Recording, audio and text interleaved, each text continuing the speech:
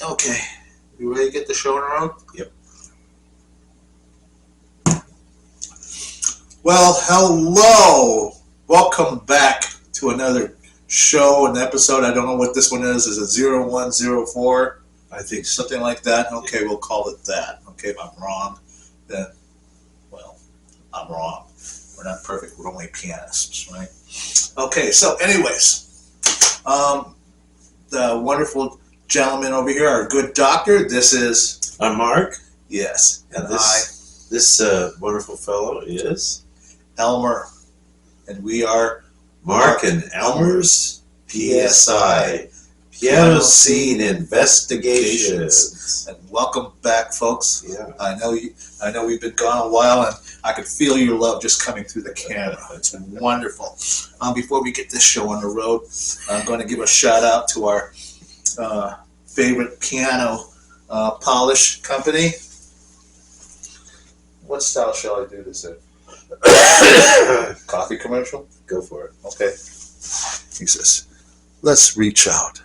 Something dark and rich and smooth, like a piano. Take care of it with this. Corey's Piano Polish. It's great in the morning, great in the afternoon, almost any time. Da-da-da-da.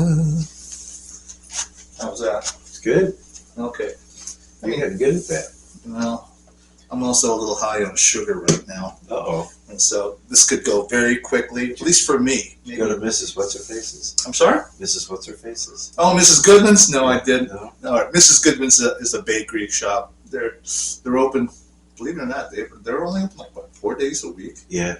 Something like that, and very limited hours. Somewhere in the morning, then they close around 1 or 2 o'clock in the afternoon. It's very odd. She makes wonderful cookies. Cookies, cake. Oh, galore. My favorite one was the brown sugar walnut. Walnuts, yes, Yeah. absolutely.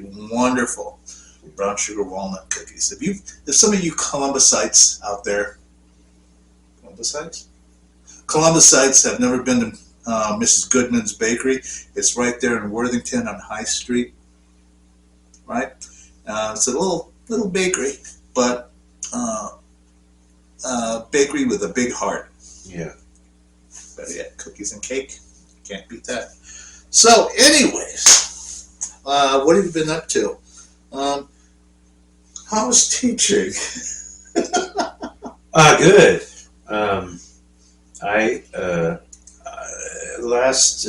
Shortly before Thanksgiving, I called into a meeting in the opera company that I've been working with for a long time.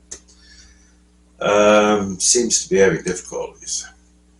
And I'd worked with them for 10 years. Conducted some performances, you know. Yeah. But they told me they had to let me go. So I had to look for other income. Mm-hmm. I mean, we're musicians, you know. I saw a statistic where about 65% of Americans are living month to month. Oh. Paycheck to paycheck. Yep. That includes me. Yep. So I actually got hired by the Powell Academy of Music.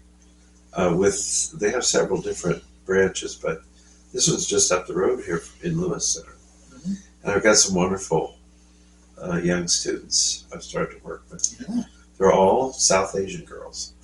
All of them. Yeah, so far. Wow.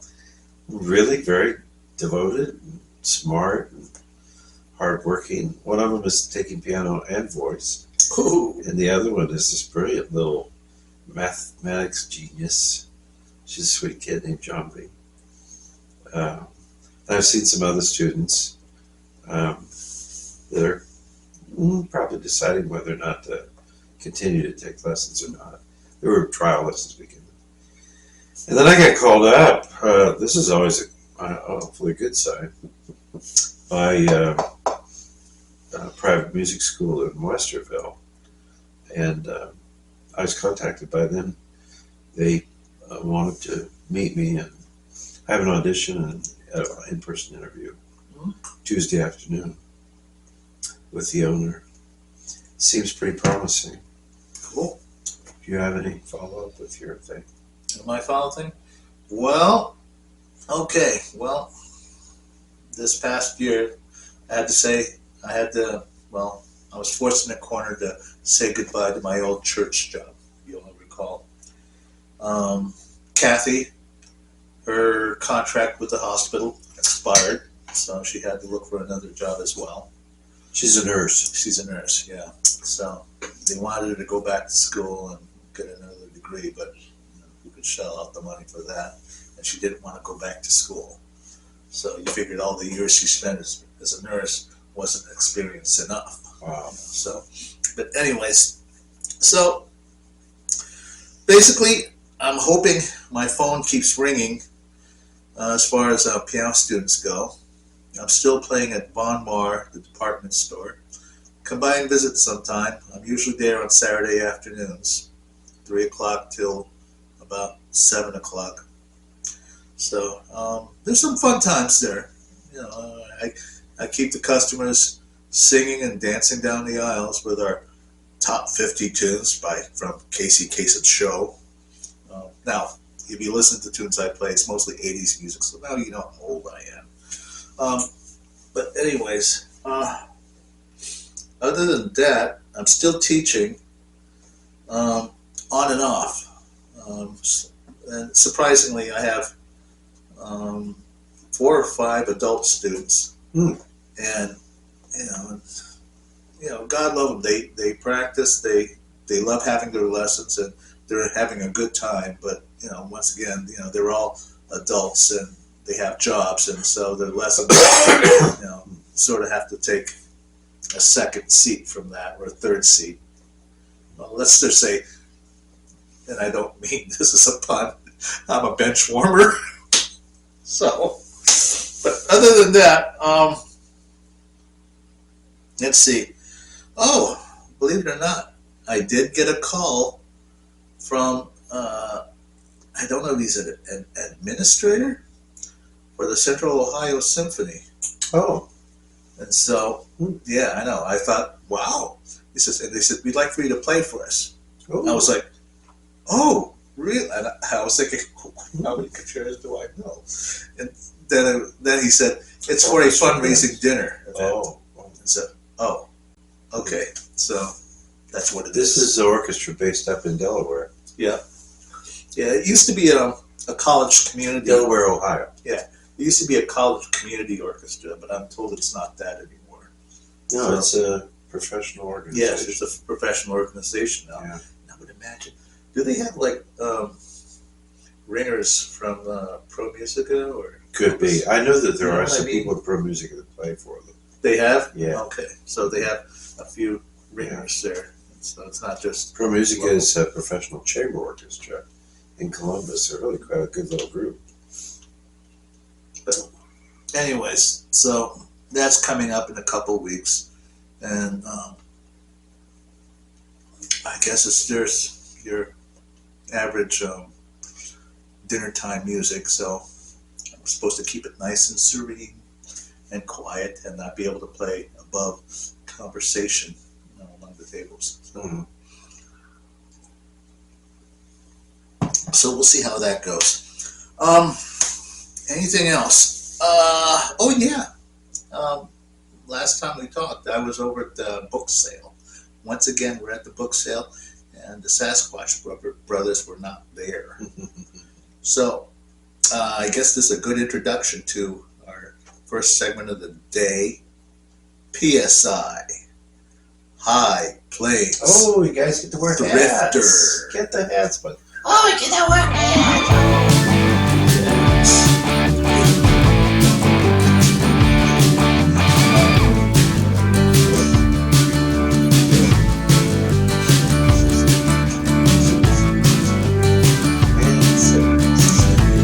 Okay, welcome, old and new subscribers or viewers. Some of you may know the shtick here. It's PSI, High Plains Thrifter. And once again, I'll say, sometimes I'll bring in stuff from the archives, but this time I am back. I survived the last book sale over at Upper Arlington. Now, I'll have to be honest with you. Once again, the pickings were somewhat slim, but I did find a couple things. You ready for this? he goes to the Upper Arlington Library, the branch of the Columbus Public Library. But Upper Arlington is, I don't know if you figure the name in and of itself, pretty shishy part of Columbus as things go. And I think from the stuff he brings in, it's often very interesting what they call from their collection. Yep. So, but anyways, how much do you remember of Jose Iturbi? Oh, I know. Jose Iturbi, yeah. Yeah, Jose Iturbi. Did you know he had a sister? Oh, well, I'm not surprised. A lot of She us do. plays. She played. Her name was Amparo. Amparo. Jose Iturbi was born 1895, lived to 1980. Good long life there. He was in Madison, I'm pretty sure, at the time when I was a student there. Oh, yeah. I may be wrong if it wasn't Iturbi. There was this. No, I'm thinking of another guy. Never mind. Okay. Because this fellow was the president of the American List Society. That wasn't Iturbi, but another well-known pianist. I'll put his name up on the screen. Is it Santiago Rodriguez? No. First name begins with an F, I think. Shorter, Hispanic guy. And then he was married to a tall lady who's also a well-known pianist. Eastman person, I think. Both of them, I think, were Eastman people. But go ahead. Jose Iturbi was a big recording artist. Yes. The 50s. Quite successful. Yeah. He has a sister, like I said, Amparo. She was born on 1899. So Jose was 4 years old when she was born. Did I get my math right? I think, 4 years old. She died in 1969. Didn't live quite as long as her older brother, Jose. So, I know you're waiting with bated breath, but what I found there, I found an Ivory Classics release. Now, if some of you don't know this, Ivory Classics was a recording company that was started by Earl Wild. Yeah. Earl Wild.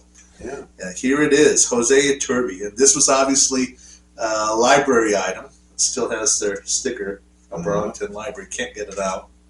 Can't get these off either. But here it is. You want to see it first? Go ahead, show. Okay, I'll show it to you. Okay, now, I apologize for all the stickers on this thing, but I'll take out the booklet. I think the booklet's clean. Yeah, the booklet's clean. Take a good look at it. It's a very elegant gentleman at the piano was Jose Iturbi. So, anyways, I had listened to this recording all week. Oh, wow. This is different. Yes, it's very different. It's all Mozart. So, what was it, number 20? The D minor, yeah. Yeah, the Concerto D minor.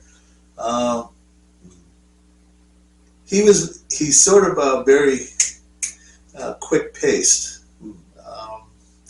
Even with the piano sonata, he's playing the sonata in F major, Commercial 332. 332? Yeah. Yeah, 332. And it's interesting how he's able to make everything sound like a Mozart opera. However, on the last movement of that sonata, I have never heard anyone take it at the pace he takes it. Oh. It was very, very, very fleet, and for me, I think it was way too fast for my taste. Now, years ago, decades ago, all right, William Capell did say he had the most even playing he's ever heard from any pianist. Okay,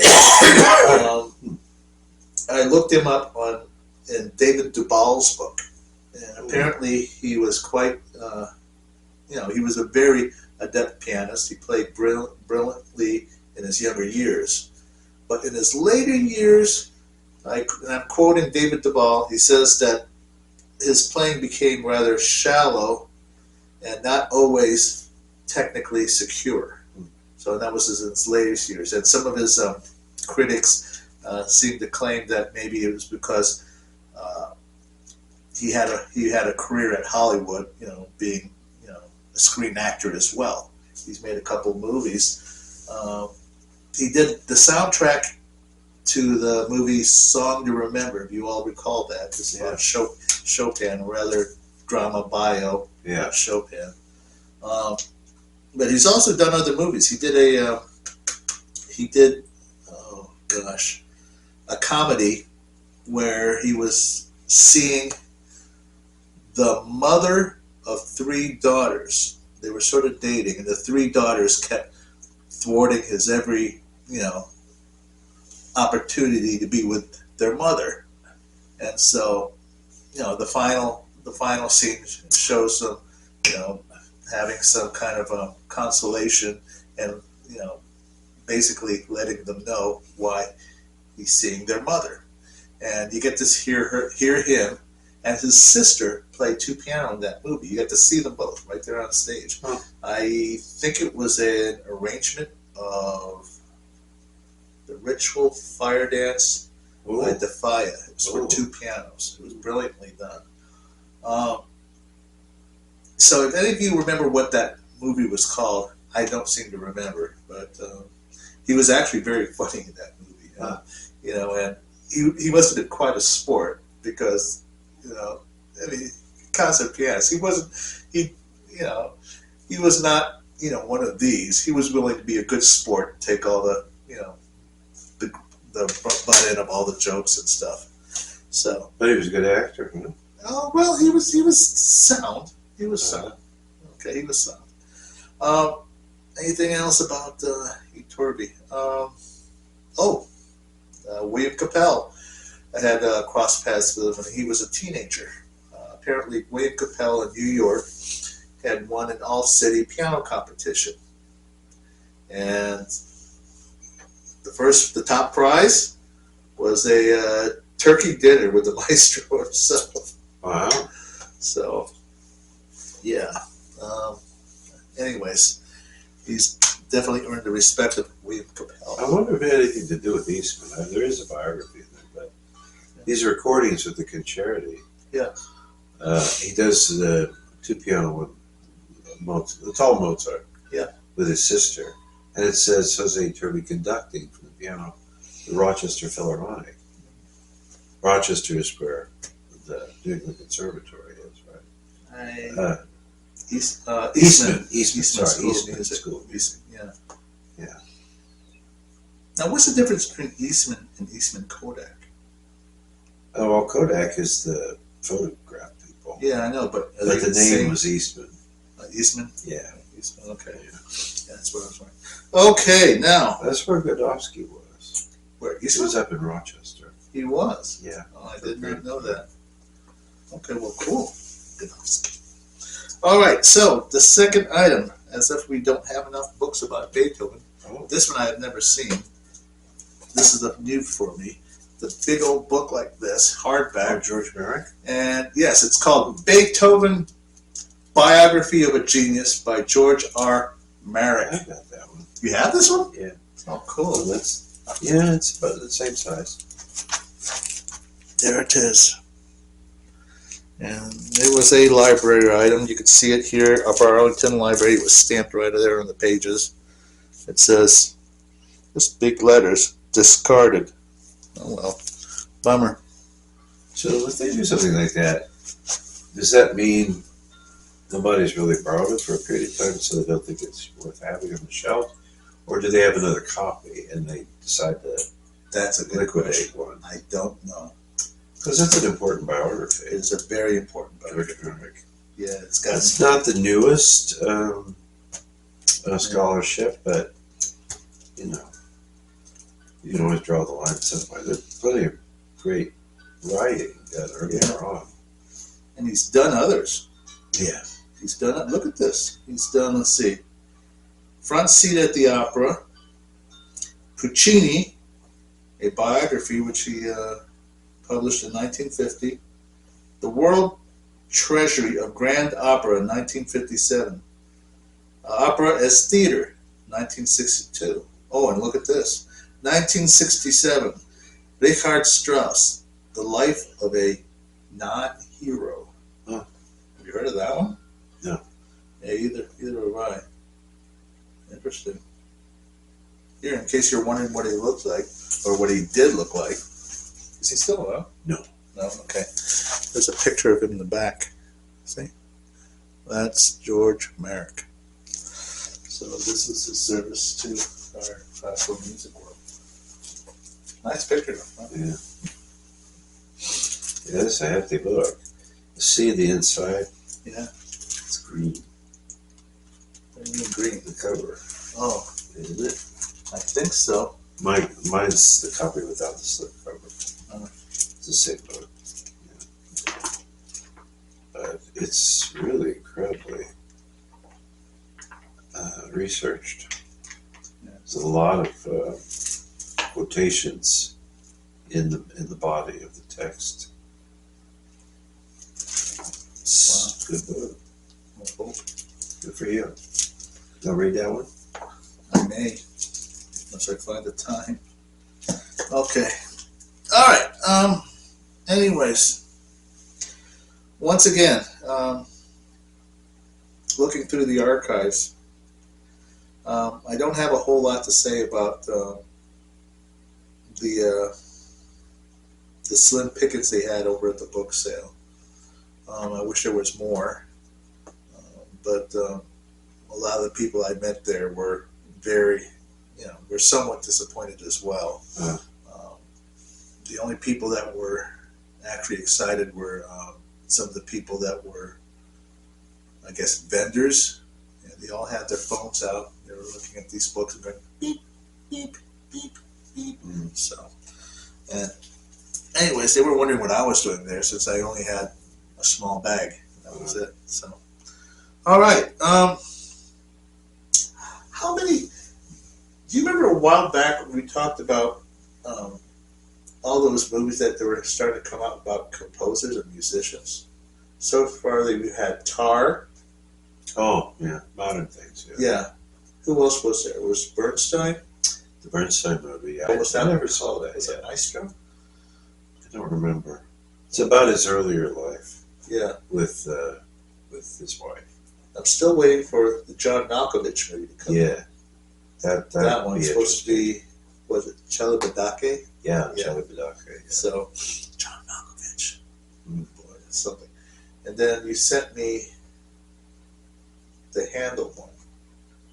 That one was Anthony Hopkins. Anthony Hopkins. Anthony Hopkins. So we're looking forward to those. I hadn't heard either hear about those two yet since it's been in the news. Which brings me to the next segment. Oh, we're done with the Thrifter? Yeah, unless you have something else to say. That's the hats, guys. So, anyways, I wanted to use that as our prelude to our next PSI at the movies. Oh, at the movies That's again. a while. Oh, we're going to pick the movies, boys. Oh, I like the movies.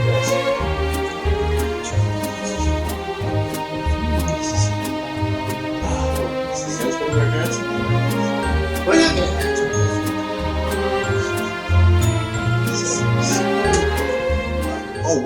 back at our next segment, PSI at the movies.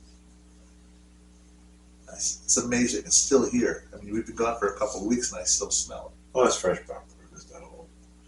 It's fresh popcorn. Yeah, it's fresh popcorn. Wow, I can smell it like right here. They pop up for the show. It feels like it's falling on me. Oh, Spiritual popcorn. we'll see. Okay, we'll see. All right. So, anyways, the next item I'm about to bring out isn't it? It's actually a historical item. Oh, This I bring forward to you is a 1942 film on DVD of the great Mr. Handel. oh, 1942. oh. It's historically significant in history of film simply because it is one of the earliest experimental films from Technicolor to use character lighting, and it's amazing how wonderful it works. It makes the characters glow, and I mean they stick out. They come to the forefront. Basically, they had to talk with the Technicolor company to allow them to do this because the standards for that time was that they just used flat lighting. Everything's the same. But these guys wanted to do some experimenting with the lighting, and so basically the lighting was to help make the characters become more, prominent on film.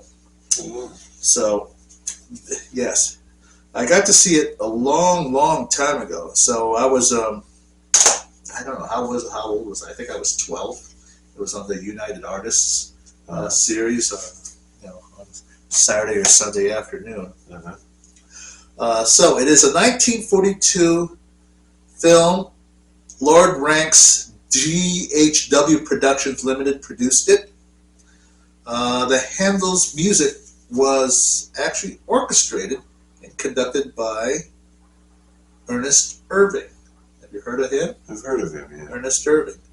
The orchestra, interestingly enough, was the London Philharmonic Orchestra. Wow. So they got one of the best. The film was directed by Norman Walker. And here is the roster here. Wilfrid Lawson plays the maestro Handel himself. There's Elizabeth Allen, who plays Mrs. Kibber, Cibber. I would imagine a lot of this is somewhat fictional. I don't know. Malcolm Keane plays Lord Chesterfield. Michael Shepley plays Sir Charles Marshall. Max Kirby plays Frederick, the Prince of Wales. So, anyways, that is, there's a lot more to the cast than this. I would imagine there was at least 50 actors on that screen. Anyways, like I said, I saw the film years ago. I think I was maybe 12 or 13 years old. I venture to say that I'll probably wind up seeing it again, since I'm more mature and older now to appreciate films of that caliber, I think. I don't know what it's going to be like. We'll see. Anyways, had you seen it? Never seen it. It says it's based on the latter part of his life, when he wrote The Messiah. Yeah. So, Handel lived at the same time as Bach. They were both born in 1685. Yeah. Bach. And Handel lived a little bit longer. Yeah. Scarlatti too. Yes, all three of them. Yeah. Handel removed himself from the continent to England and spent a good part of his career there. It's interesting, a few German composers. Same thing with Mendelssohn. Mendelssohn did some great work in England as well. But Well, let me ask you this. You know, Handel is German, yeah? But he spent a majority of his life in England. Yeah. Would you say his music's actually very German? Do you know what I'm saying? Yeah, and I think, you know, that period of time, I think it was court-based life in the music. Yeah. And there was a certain internationality to that. If anything, Louis XIV probably had the greatest influence in the early, well, 2/3 of the 18th century on the rest of Europe. But I think all the music is Baroque, you know, it has a certain kind of quality. The church was either very influential still, or there was a lot of stuff written for royalties. Now, the British liked to, you know, the water music and the fireworks. Yeah. Those were special pieces that were written for royal occasions. The water music was written when the king and his whole entourage never put boats out on the Thames. Yeah. And there was an orchestra, and they played the music to accompany the festivities. Some of that stuff is highly regarded by the British as kind of their music and belongs to them. I think Handel is, you know, there's a museum. But I think his last home. Yeah. And it's right next to, or something very interesting.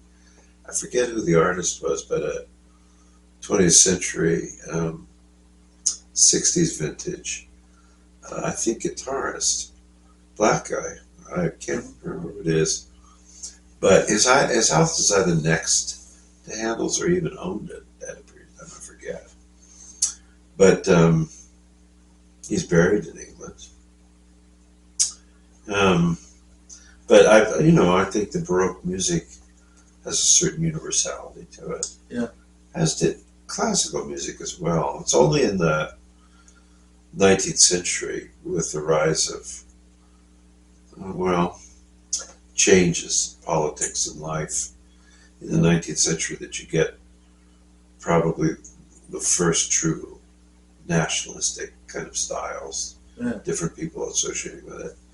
And part of that is making connections with the people's music, some more so effectively than others. Definitely, if you go farther back in time, in the Renaissance, for example, I'd say there are very nationalistic kind of styles of music. Differences between the Italians and the French, for example.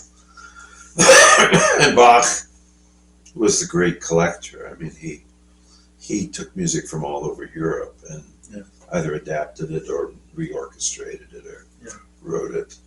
There's a wonderful collection of the solo keyboard concerti that he wrote. And in most cases, they're transcriptions and adaptations of other composers' pieces that he transcribed for keyboard solo. But there's both concerted and essentially solo things mixed in that you play by yourself on the keyboard.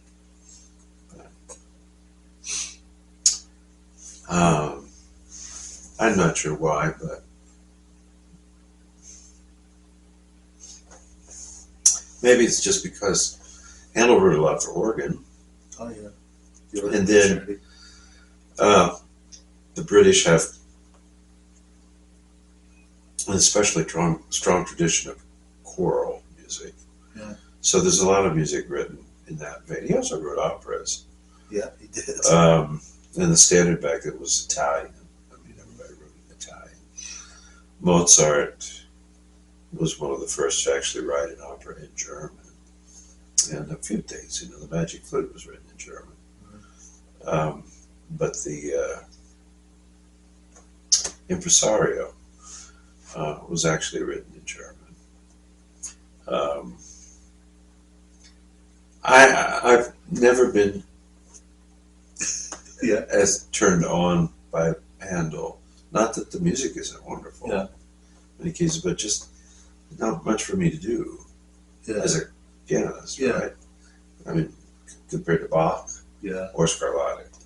Yeah. You know, Domenico. His father, Alessandro, was a big opera writer. Yeah. But, Yeah. so Well, I wouldn't be one of the first ones to. I mean, it's just my own personal opinion. Yeah. Handel's truly a great composer. He was a great master. And was highly regarded, you know, on the continent, and especially in England. But there's not a lot to play. Yeah. You know. Well, surprisingly, there is plenty of keyboard music. I know.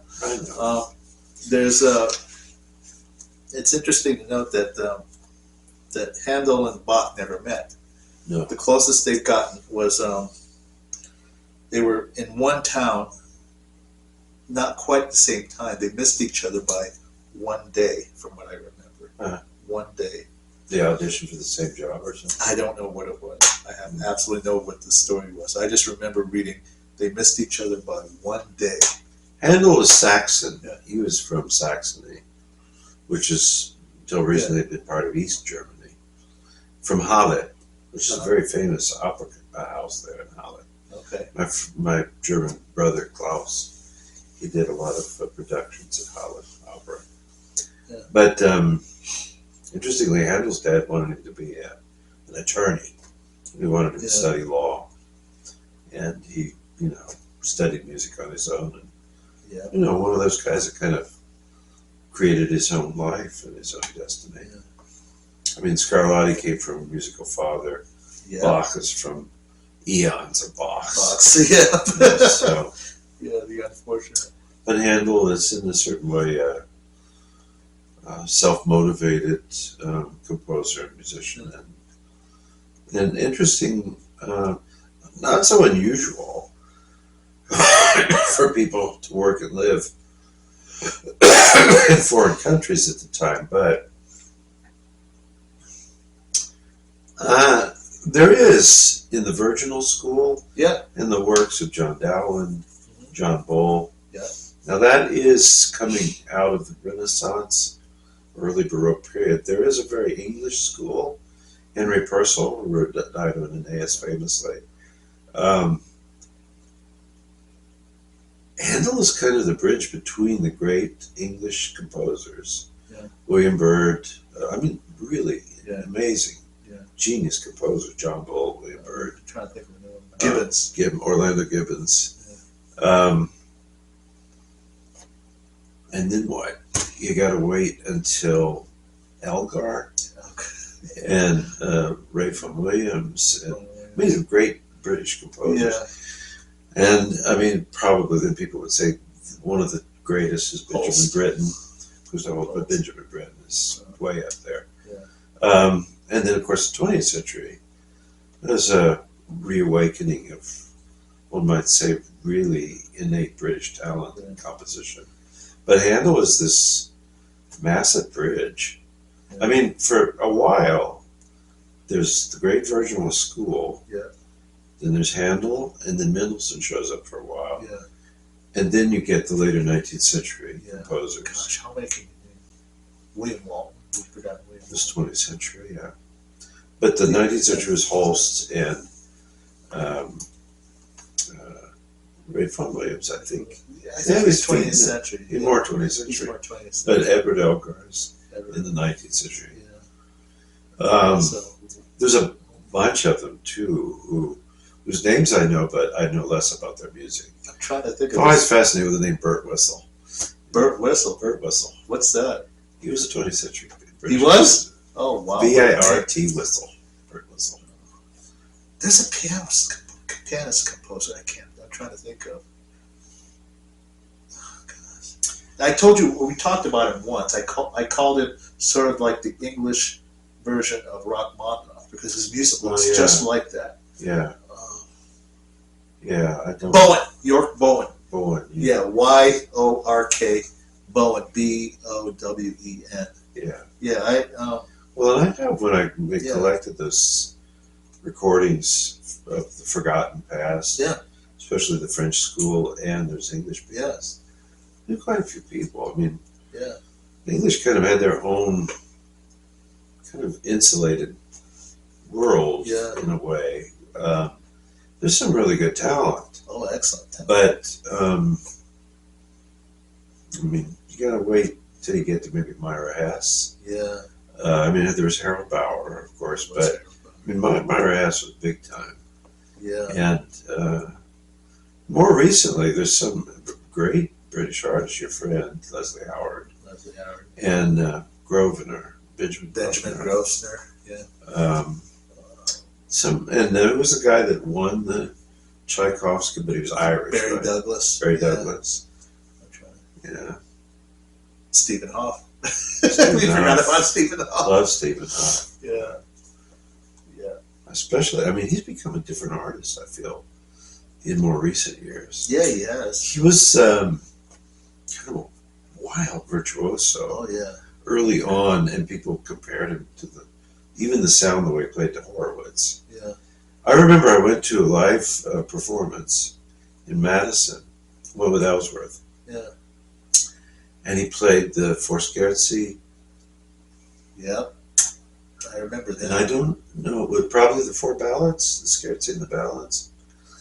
Ellsworth hated him at that time. He thought Wow. he didn't like his sound, and he thought he was very aggressive on the piano kind of way, and kind of stiff the way he approached things. I mean, it's certainly impressive what he could do, because he won the Naumburg competition, or was 11 trip. 11 trip. The 11 trip. Yeah. He was quite young, and he could have hit the States and had a splash here. Yeah. But in more recent years, I've loved some of his performances. I have the vinyl record from his winning performances in that competition. He did the Prokofiev Sonata No. 6. Yeah, he did some amazing The things. Liapanov Transcendental. The Liapanov, and he played Islamé and stuff like that. Yeah. He well, you know what repertoire I think, which was big flash in the pan repertoire, you know, to draw attention. But he deserves it. I mean, they talk about him as a polymath. Yeah. He's really quite brilliant, and he's been composing throughout his career and being recognized for it. Didn't he write something for Van Cliburn? Van Cliburn, he did. It was the fanfare, or fanfare something.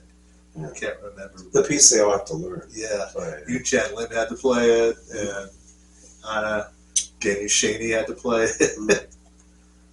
I heard it was Brahms. I don't remember what it was, but there's a video that I watched on YouTube. It was wonderful. It was in this private club building that was across the street from the Vienna State Opera building. And it's a fireplace and all this beautiful wood, bookshelves and everything. It's this gorgeous big piano. It's like a little private concert. He played some stuff, but then there's some other music I purchased just a while back, which is Pulag, I think. Pulag? I think so. I'm gonna haunt your memories again. Some French Pulag. music, and it was really good stuff. I'll put some things up on the screen. All right. But I like Stephen Hough. Yeah, so do I. But the British are interesting because when you study music history,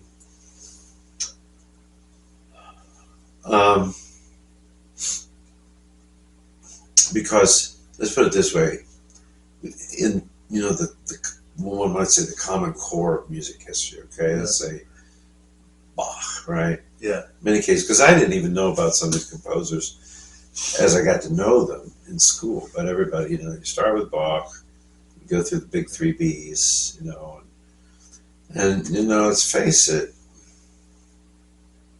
the body of Western classical music is enormously influenced by the Germanic people. That's where the meat and potatoes really happened in so many ways. And there was a French school, and a great joy for me was the court of Louis XIV. So Jean-Baptiste Lully's work, and the other one, that wrote the operas. But Lully wrote operas as well. Yeah. Who was the other great 18th century French composer? Rameau and Lully. Some amazing, wonderful things that they wrote. Very, I don't know if Wagner learned anything from looking at that music, but it in terms of the drama and the expense they went to for the costumes and staging and all this, and I mean, they had horses and boats on water and all kinds of amazing things. And the music is very dramatic and very gripping, and the beautiful solo arias of the songs sometimes are really magnificent. And I know that Wagner was influenced by Monteverdi. He looked at Monteverdi as probably the one who created the original Gesamtkunstwerk. Yeah. And then in his mind, it kind of disintegrated for a long time. Yeah. And then his goal was to go back to what Monteverdi created. But some of the French composers of the 18th century, and they come on the clavecin school, the keyboard school, Yeah. Couperin, and there's a wonderful book that Dover puts out of 200 years of French music. Yeah. And a good portion of it is the early stuff. Yeah. Wonderful things, and not simple to play.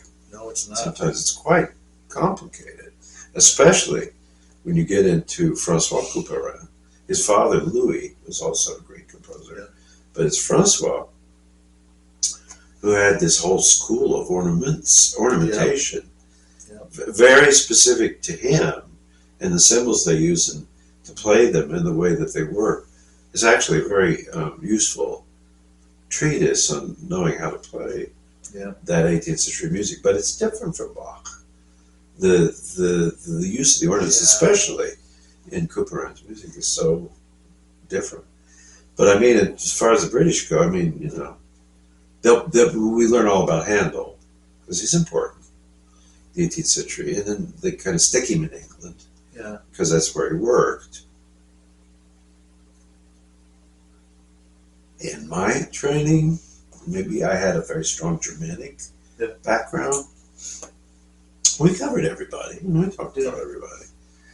But, you know, you learned a little bit about Elgar's Concerto and the Lark Ascending and the symphonies of von William, so forth. But it's the 20th century when you hit Britain, then it's like bang. Bang. Yeah. It's like this whole bunch of them. huge creation, you know, this guy, monumental force in British music. And he was a great pianist. He accompanied his partner, Peter Pears, but then also others. Yeah. There's recordings of him, I think, playing for Schwarzkopf and some other people. He was a wonderful accompanist, really fine pianist, brilliant guy. It's an interesting country and tradition. The British, you know, now politically they're talking about leaving the Brexit thing, which means going back and participating with the European continent. Yeah. But the British have always been a little bit standalone, being on an island and all that. And whereas at one time, the sun never set on the English crown. But I was just thinking about this today, seeing my beard and myself in the and we could get a close up. I was thinking, I'm looking very Edward-like. You know? And it's amazing if you look at the three great leaders in the First World War. Edward, I forget which number. Right, I think it was Edward. Tsar Nicholas II. Tsar Nicholas. And Wilhelm II. They were all cousins, very close related, because they were all grandchildren of Queen Victoria. I think, grandchildren, I think. I forget how it works, but that Windsor family, which was a convenient new name they took on after the Germans gave them a bad name in the First World War. But they were all descended from Germanic nobility. And I just thought it was interesting. When you look at poor Nicholas and the beard and even the way he wore it, his blue eyes, and then look at Edward, they're like, you'd think they were brothers. They look identical. Wow. Wow. And Nicholas, poor boy, needed some help, and they didn't reach out Wow. clearly well enough. But, so I'm just getting off on a big That's tangent all right. about him. But That's all right. you like Handel? Do you play? Well, Have you played Handel? I did study some of his work. I mean, I dabbled with it. Yeah. And There's famously some themes and okay. variations. yeah, there's some something. suites. Yeah, there's a chaconne in G major. That's if it gets played by major artists. Okay, if it does get played by major artists, they usually play the chaconne in G major. It was released on. Well, okay. My first sighting of that score was on international publication. It had a green cardboard cover, and, Yeah. big black letters, Handel, chaconne, G minor or G major. Other than that, there's also the Harmonious Blacksmith. Yeah. Theme and variations on the Harmonious Blacksmith. There's a wonderful recording of it by Rachmaninoff. Yeah. And Earl Wild as well. Earl Wild recorded it. Earl Wild adds more to it than most people, simply because he's Earl Wild, Right. and so he'll have more harmonic support. Instead of just simple triad, he'll extend the chord to more full chord. Let's see, anybody else I know? Well, I'm thinking the most famous Handel piece for solo piano is not by Handel. Brahms. Brahms. The Oh, the Handel Handel variations. Brahms. Yeah, okay, I forgot about that You one. know, Yeah. a heck Remember of where a that piece. team is from? It's supposed to be. I keep thinking St. Anthony, but that's the Haydn It's variations. But I don't know. gosh, we'll have to probably look that up to find out what theme it was taken from. And you But know, it's a brilliant work. The hardest. yeah, it's a booger. Yeah, and that fugue at the end. Is that what Serkin played? What was? No, he played the Goldberg. Goldberg. Yeah. Famously, when Rudolf Serkin, Yeah. the guy was always, he probably was born with glasses on, right? Yeah. He's such an intellect. Yeah. This is a famous story about, you know what the original concerto was? He was I don't know what 16 it or was. 18 years old, something Yeah. like that. And And he Adolf played- Bush. he played a big concerto with the Berlin Philharmonic. I think it was. so. It was a big deal, right? Yeah. And people loved it. It was wonderful. And it was his teacher, right, that was there with him. I've heard different stories. I don't know who it was that Adolf said it, but it was a joke. It was a He joke. said he came back and they were still clapping. So he figured, should I play an encore? And whoever it was, I thought it was his teacher, Yeah. made a joke. He said, why don't you play the Goldberg variation? Variations. And he walked out and sat down and started the The Goldberg Goldberg variation, which was longer than the concerto. Yeah. And he played the whole damn thing with all the repeats all the way through. It was like 45, 50 minutes. Yeah. And they said most of the musicians left the stage, but there was a handful of folks that stayed up on stage, and then a small group of people that were standing at the foot of the stage Yeah. for the whole thing and listened all the way through. But most of everybody else They'll left the laugh. hall. Exactly. Exactly. So let that be a lesson to you for some of you hotshot pianists. You have to play an encore. Make sure it's not. Keep it It's tight. not an hour. Okay, not an hour. I mean, even if you have to play something like Bach's C major prelude or the Musette D major or a minuet, pick something not so much that's taxing. I played a chamber concert. Yeah. It's been at least 2 or 3 years. Down in Kentucky at a university, there was a singer that asked me to come down. Yeah. We did some nice music together also with a wonderful cellist.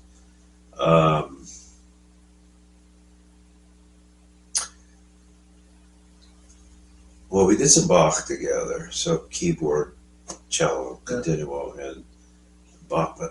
And then we did some 20th century song cycles, which were quite nice. I think the cellist and I played, I think we did the E minor sonata Brahms. Mhm. And then I played some Brahms, just a few little pieces. So it was, kind of a mix of things. But the interesting thing was when the concert was over,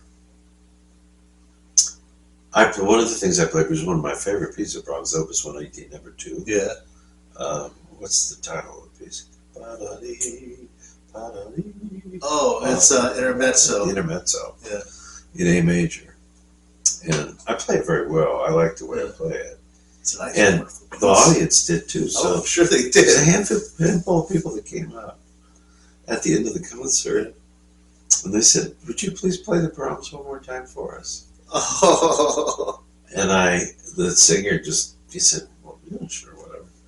And the cellist, he was fine too. So I played the encore for the concert. And it was Wow. interesting because as I started to play, more people came up. And there was like 15 or 20 people that stayed behind to hear Wow. that Brahms Brahms. piece. Yeah. wow. That's It was a wonderful. nice moment.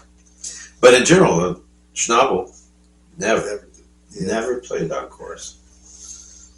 He says, this is what they paid for, this is what they get. Now Horowitz has an interesting way of doing encores. After he's finished his last piece, he always comes out for bows, right? Then he'll walk off stage. If they're still clapping, he'll come out and do encores. And what does he do when he walks out? He holds 4 fingers up like this, so you know that he's going to play 4 encores. So, and usually he starts off. Now, this is what I read from what's his name, Jerome Lowenthal. Yeah. I'll have to bring that book. He said he came up with a book called The Art of the Encore. Oh, And so I'll bring it in sometime. It's got a few scores in it of some very interesting encores, including one that he composed himself. oh. So, but he says Horowitz always came out for encores, in his younger years, and he would always hold 4 fingers out like this when he came out. And so he always started with a Scarlatti sonata, always a Scarlatti sonata, and then he'd do maybe something by Chopin, maybe a mazurka or something dance, and then something quick and snappy, almost like the Eitan Cell, or a Mussorgsky Etude, or Moskowski Etude, Moskowski. And then the final encore would always be something big, where he would let the fireworks out. It would often be, the Carmen Variations or Stars and Stripes. Or when he got older, he would often finish with Tremorite. Oh yeah, Schumann. Yeah, he would. He said later in life that that he quit. He didn't want to play his arrangements anymore, simply because he said at the end of the program he would always feel that the encores seemed to take away from the program. So he stopped playing the Carmen Variations and all those little fireworks pieces that he played. I watched something recently on YouTube. Yeah. You know the famous 78 recording of the Rachmaninoff Third Piano Concerto he did? With Albert Coates? No, that's way back in 38, I think. That's 38? 78, he recorded it with the New York Philharmonic with Mehta. Oh! But I think the release, which was from, was Columbia back in those days, or had gone back to RCA with Eugene Ormandy and Philadelphia. Yeah. No, this was a Deutsche Grammophon fixed up Mixed up? live, the live performance of the Rachmaninoff Third with Mehta conducting. I have it on VHS. I'll bring it in. I'd never seen it, but I know that performance in my ears so much. Yeah. It was fascinating. No, of course. I mean, I understand why Ellsworth, my teacher, didn't like Horowitz all the time. Because it was banging. It was very loud. Yeah. But man, it's interesting because I played supposedly his Steinway. Yeah. Now, the one that he played on said Steinway. Yeah. Not Steinway and Sons. Right. The one I played on said Steinway and Sons. The 503, I think that was his. But this piano, man, it was souped up like crazy. I'm sure it was. That thing just exploded. And I guess, it's his concept of the work. I think of the Rachmaninoff Third, other performances I've heard, I think he's using a Baroque model. And there are times clearly where the piano, you're almost playing all the time, which is true in a Baroque concerto. because in many cases the piano was filling in things for a relatively small orchestra at that time. And then there are those moments when you're on your own playing concerted something, maybe with a little string playing something or something behind it. What I felt about the Rachmaninoff, and I get it because so many people play it this way, is though every note and every passage you play is important. But it's not. It's not. For example, Yunchan Lim's performance, I think, is gorgeously poetic. Oh, of course it He is. knows when to hand it back, or when he's playing the duo with one of the woodwinds or something like that. But I was impressed to watch Horowitz, because 78, I think he was born in 1908, maybe? I was going to say 13. Okay. So he's 65, between 65 and 70 years old. Still very fit. Oh, yeah. He was always fit, but very fit. And he had the morning jacket on, you know, and it was buttoned all the time. The extraordinary thing was... Did he have his big bow head tie? That's a workout. That concerto was a workout. Oh, it's period. absolutely. It didn't seem like he was perspiring. Now, maybe in his shirt, No. but not really in his face No. or anything. No. And, I mean, there were times when we would cut loose with that Horowitz kind of thing, and huge sound, and just fast and stuff. It was okay, musically, and I mean, as I've gotten older, I would say that the same as it's kind of come this way with the recording. It's uniquely Horowitz. It's very uniquely Horowitz, and only he could do it. So. Like that. And but sometimes the sound was kind of ugly. It was a little strenuously ugly, I thought. And then he was doing what Horowitz is famous for in that piece. I mean, faster than anybody else, and just the clarity and everything was extraordinary.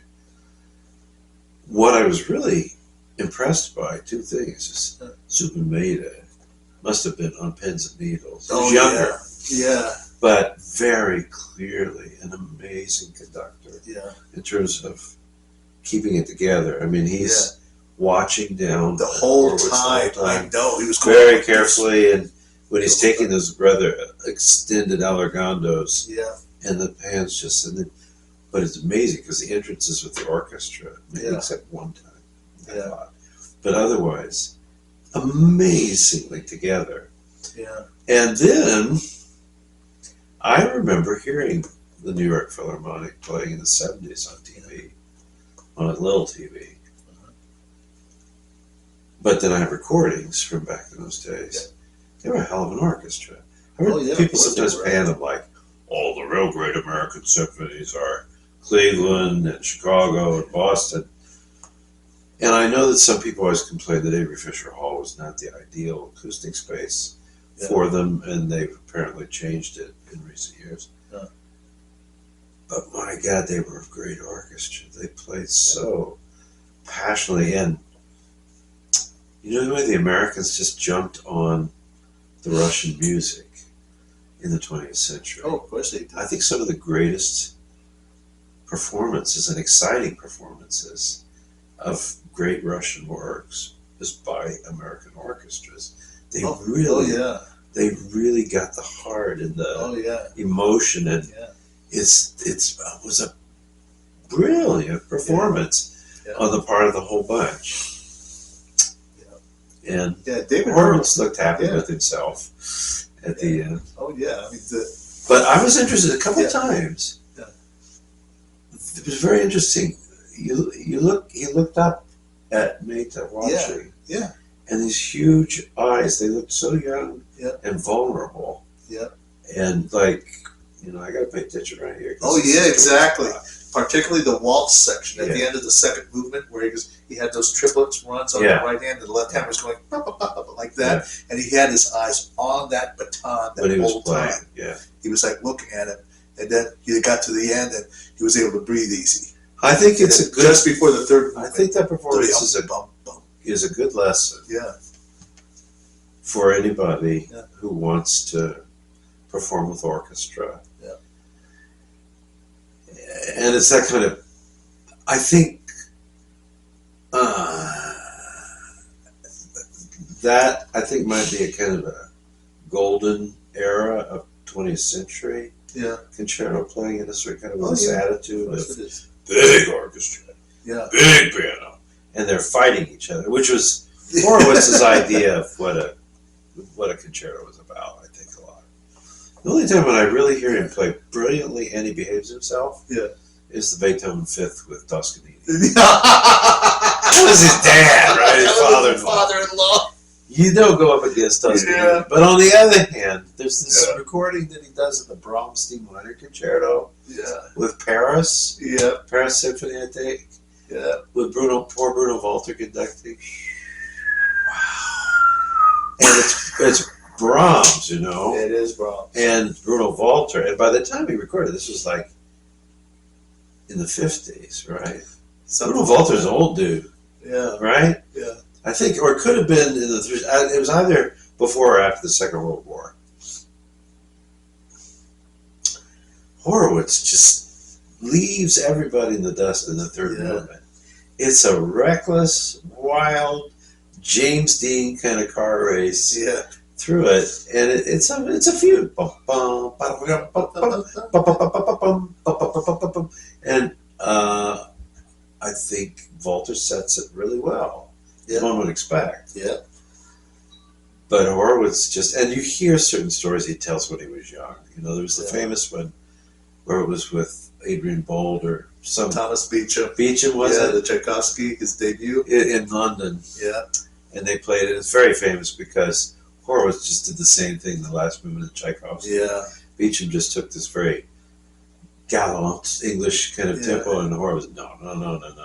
Yeah. And apparently the way he describes it, he put up with the first and second movements. He did. And he felt his audience slip. This is my debut. This is my debut. This is my time. And he beat him to the punch before they were even there. Yeah, but the funny part is that he and Beecham met up again.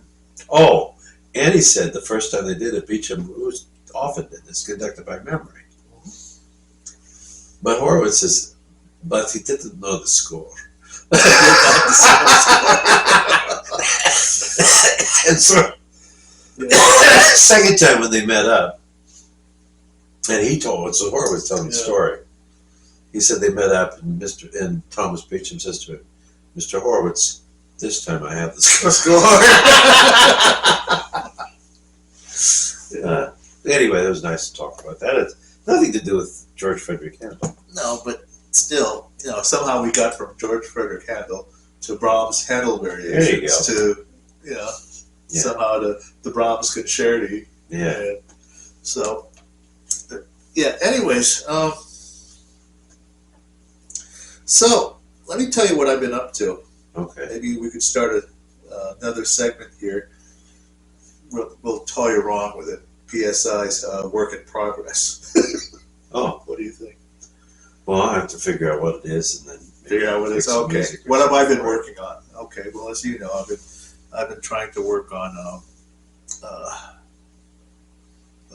putting together a recital program. Yeah. So the last piece is the Mephisto Waltz. So I've been listening to a lot of different recordings. And interestingly enough, one of my favorite recordings is William Capel's recording. Yeah.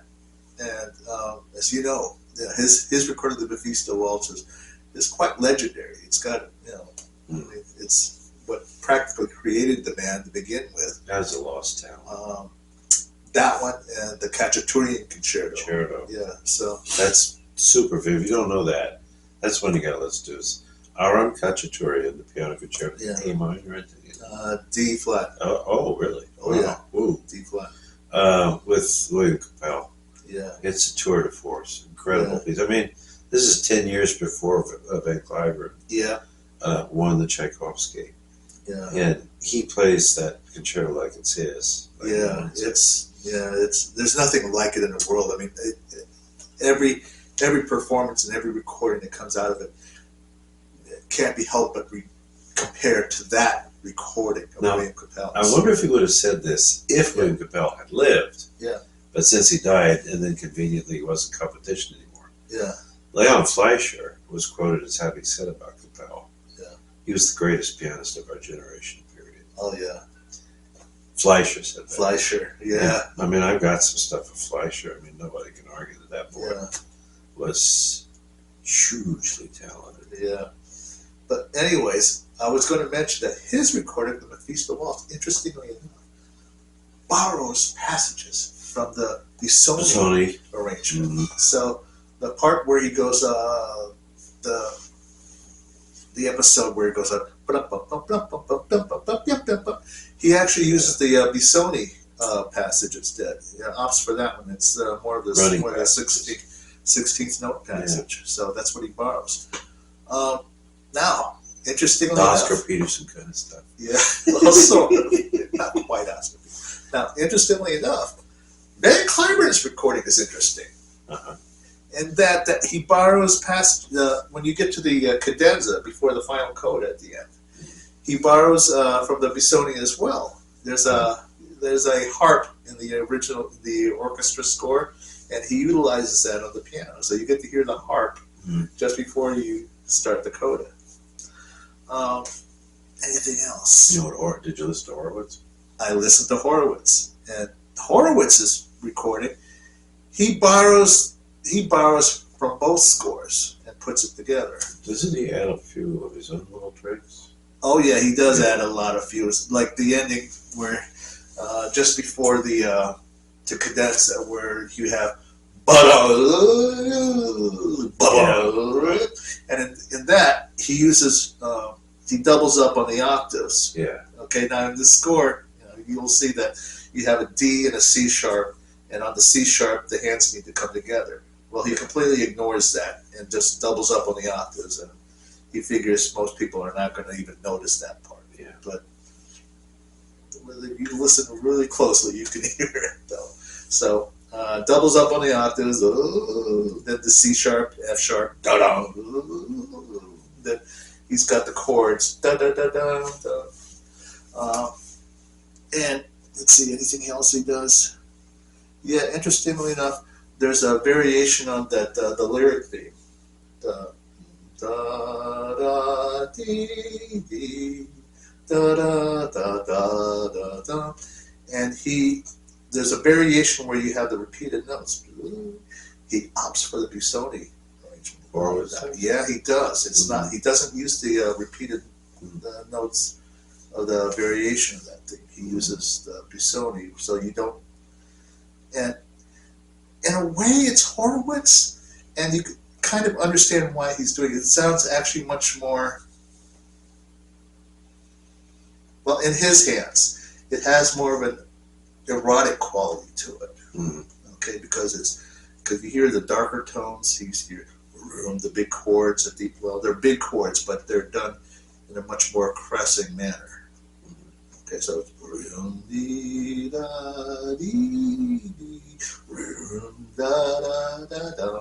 so it's interesting to hear on Horowitz's recording. Now, another one I've been listening to is Arthur Rubinstein's recording. Yeah? Yes, Arthur Rubinstein. Yes, for some of you who may not know this, Arthur Rubinstein did record the Mephisto Waltz. Yeah, he did. Yeah, and as what I've said about Horowitz can be said pretty much about Rubinstein. Everything about it has the Rubinstein signature on it. Yeah. The clarity of line, not rushing. He's not interested in. To a certain extent, he's interested in playing with panache, but reserved and rather noble. His favorite term, playing with nobility. Yeah. And so, for that reason, his choice of tempo is much more reserved than the others. It's he uses very very little pedal. It's interesting to note. And the theme, that I've never heard it clearly played the way he does it. I mean, it's right there on the nose, and some of the little nuances here and there, where at the very beginning,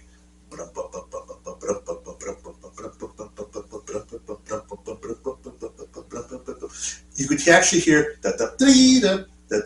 he actually subdues the left hand at that point, and it actually sounds like a violin on the top, on his right hand, because it's, some of you are familiar, I'm going to assume most of you are familiar with this score.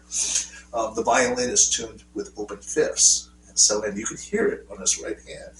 Nothing covered, the left hand not covering the right hand, and nothing at all. I mean, it's just there. I mean, and Liszt, knows that violin, G, D, A, E, and you hear it all there. Anything else? The one variation that does all the skipping, on the right hand. He plays it. He doesn't play it in the manner that most virtuosos do it, but yet it makes much more sense, because you hear it's sort of more skipping, more playful, rather than where you hear, when you hear most younger virtuosos play it, they take it up, 4 or 5 knots, and there's that element of risk in taking it at that tempo, but you don't hear that with Rubinstein. It's much more relaxed, and it's more playful. So, and I've never used that word for that section. I always think, but after several attempts at trying to learn that section, I always hold my breath there, because, it's easy to miss notes there. You know which section I'm talking about, right? So, but Rubinstein is nothing like that. It's very playful, and it's just sort of skipping along. So, very interesting approach to that. Anything else I could bring up about the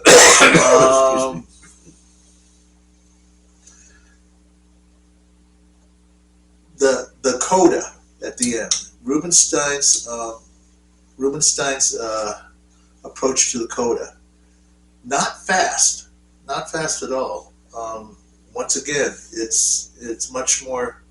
He has much more of a I'm going to say much more poetic temperament to it. Not all the flash dash and thunder, calling down the thunder and lightning. It's nothing like that. It's just it's Rubinstein. Now, interestingly enough, I forgot to mention, we could go back to the Van Cliburn recording of it. He has instead of the thing at the end, he opts for the tremolo thing with the 2 hands up here, and then at the end. Once again, he's opted to do sections of the. I think it's like 2 or 3 or 4 measures from the Busoni arrangement. He opts for that before he finally ends the work. So it's interesting. I mean, we've all wondered, for the last 4 or 5 decades, what else could be done with that piece? I mean, if anybody, wants to learn that work, what else could be done? Well, if you listen really carefully, you have it right there with those pianists. Oh, not to mention Earl Wild's recording of it, and which is his edition of the Mephisto Waltz is now available through Schirmer, the Virtuoso series. Yeah, I got that. He's got his own coda, so, and it's quite eye-opening. It's just as brilliant.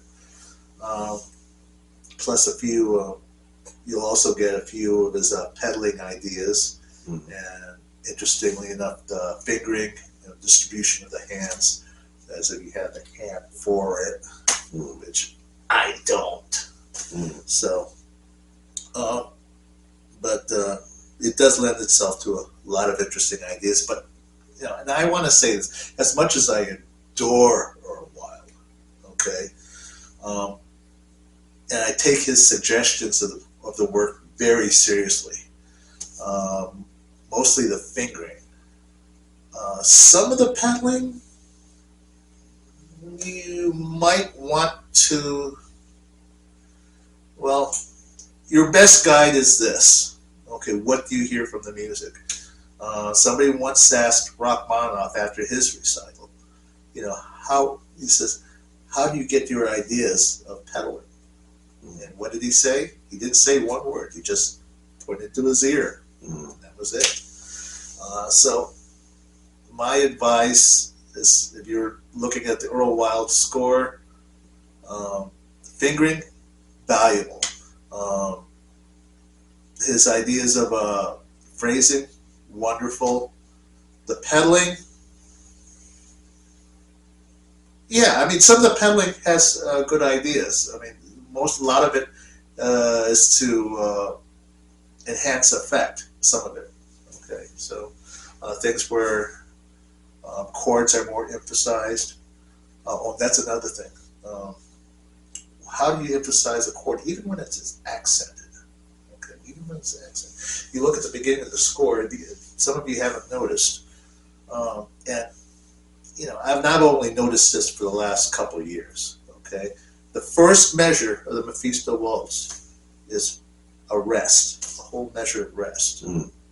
Okay, which means what? And for me, I was trying to figure that out for a while until I looked at another edition of this score. Leslie Howard now has an edited edition from, I think it's Peters. I think it's the Peters edition. They've published his edition of the Mephisto Waltz, which, by the way, is not the title page on that score. It's actually 2 episodes from Lanau's Faust, is what it is. Because the first part is it's actually, it's a book that thick. Okay, and the first episode is a night procession, and then the second episode is the Mephisto Waltz. And he actually opened up my eyes as to why they had that first measure. So apparently, if you're looking at the score, you shouldn't be looking at it as 1, 2, 3, 1, 2, 3, 1, 2, 3, but more 1, 2, 3, 2, 2, 3, 3, 2, 3, 4, 2, 3 is what it is. I mean, I'm just finding this out like the last couple of years. Did you know this? I didn't know this. No. So it's quite, it was quite enlightening to have found that out. So if you're looking for ideas about what the structure and meaning behind these rests and things. Oh, he also has, if you look at the Leslie Howard edition, he's made some corrections in the scores concerning harmony. So apparently a lot of published editions will have, erroneous harmonies. Okay, so he's corrected that in his edition. And which he's right. He's right. And because, all right, I'll be open with you. I hope I don't get panned by Scherf. But in their Liszt Busoni score of the Mephisto Waltz, there are about, I'm going to venture to say, maybe 6 to 8 measures in there that are suspectly erroneous. Okay, I'm just going to say it is. I'm sorry, it just is. It just sounds wrong. Even the accidentals look wrong. Okay, so maybe one day we'll bring the scores out and I'll point them out to you. So, but anyways, that is my work in progress. Good for you. So, and I haven't even played through it once yet. It's so hard. It is so hard. It's the skips. Even just getting hand balance properly so that this doesn't get in the way of this is a problem.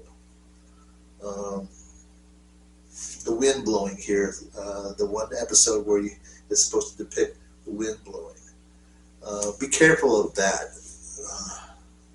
Because I find that if you play it too fast or not pedaling properly, um, you know, it just becomes a blur. Mhm. It's a horrible feeling, and I'm still trying to figure out how to do that.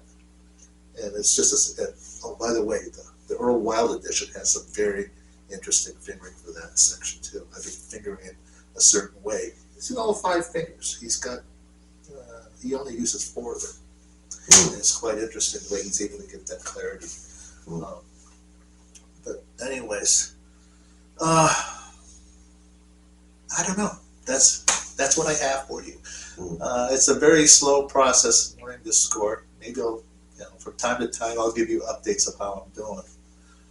But what else is on the program? Well, I'm glad you asked. It's I'm working on Franz Joseph Haydn's C major fantasy, Fantasia, or however you want to call it. I'm also working on Beethoven's 32 variations in C minor. What else is on the program? Chopin's 3 Novelle Waltz, or 3 Novelle Etudes. I'm also working on Griffiths's Pleasure Dome of Kubla Khan. Not very well known work. You know, we might have a discussion about that one of these days. That one has notes in there that are rather suspects as well. There are other, I don't know, should I say it? I'll say it. You could omit it at the later end, but there's also a lot of suspect recordings, okay, concerning that one. There's a few of them out there, but I was pleasantly surprised to find just one recording that's actually very well done. So anyways, we're running here at 1 hour and 30 minutes. How do you feel? I think we've been doing a good job. Okay. Yeah. Is that enough for today? I think so. Okay. Well, folks, I wish we could sit here and talk some more. I mean, we've been here for a while. Basically, I mean, I'll have to be honest with you. I'm sort of on a bit of a sugar high for a reason.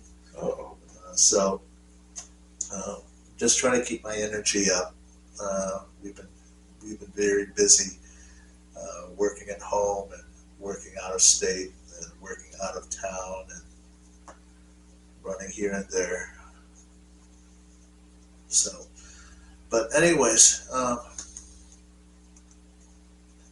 happy playing, happy practice. Come back again and find out what we've been reading, what we've been listening to, and what we've been practicing. This is Mark. And I'm Elmer. And we are Mark and Elmer's PSI. Piano Scene Investigations. Say bye, boys. See you later. Bye. See ya. Oh, gosh. That's the opening where a theme in it. I keep forgetting I did that.